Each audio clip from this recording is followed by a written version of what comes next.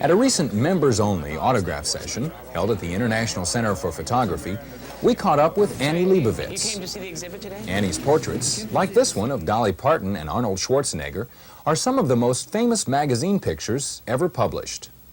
You know, I can't really say I've had much of a life outside of photography. I mean, I think I lived inside my pictures. And when I was young, and I started this when I was 20, it was certainly a lot of fun, you know, to be like, you know, not knowing when to go home, more or less. But I just went from one picture to the next.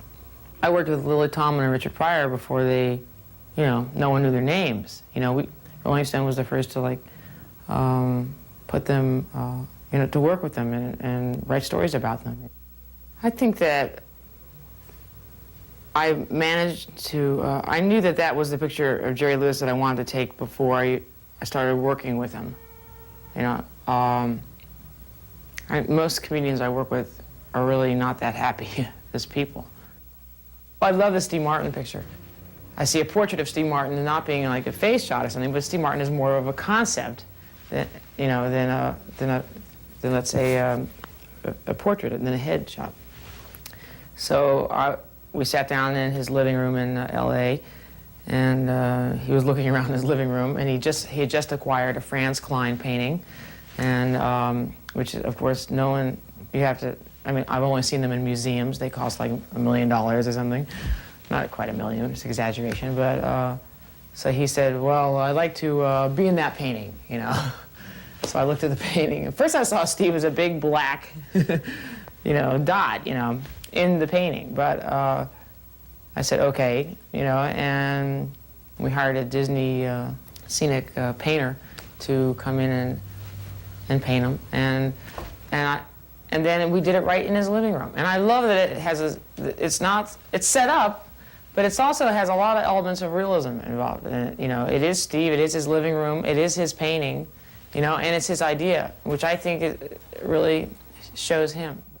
I like to combine ambient light with strobe, and I do it a lot. I find that it sort of allows my background to become seamless in a way, and very flat, and the picture itself almost becomes like one-dimensional.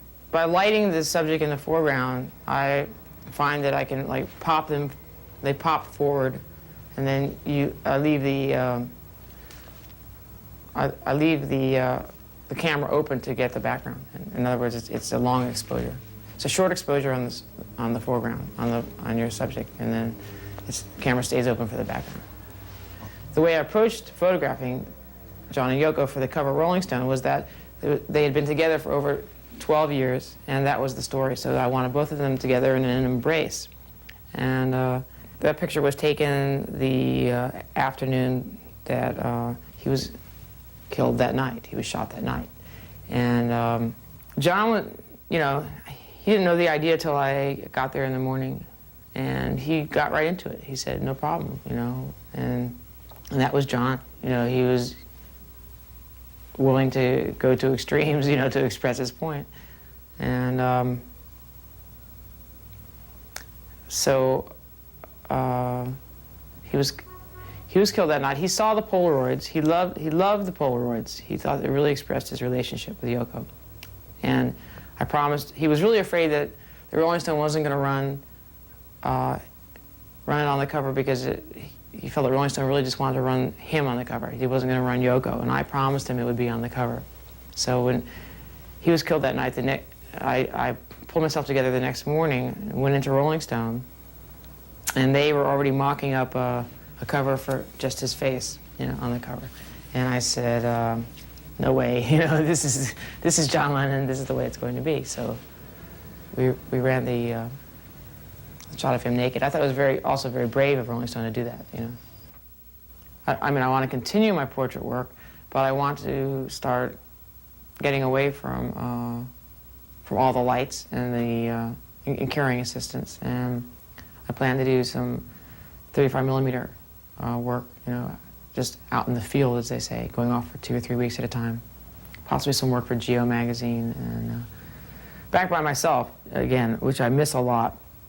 it's a big responsibility when you're carrying yourself and an assistant, and the shootings seem to be turning into big productions. And as much as I try to simplify them, it doesn't help. You think, well, if you have an assistant there and you have like a strobe, you might as well have this and you might as well have that.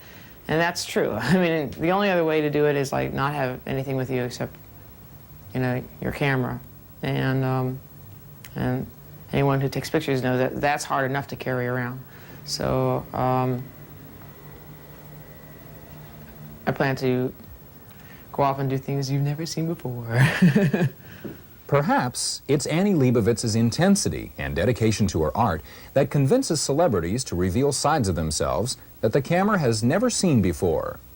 Annie Leibovitz portraits seldom give you what you're expecting, surpassing the ordinary with collaborative concepts and ideas that shine through the faces of the people she photographs.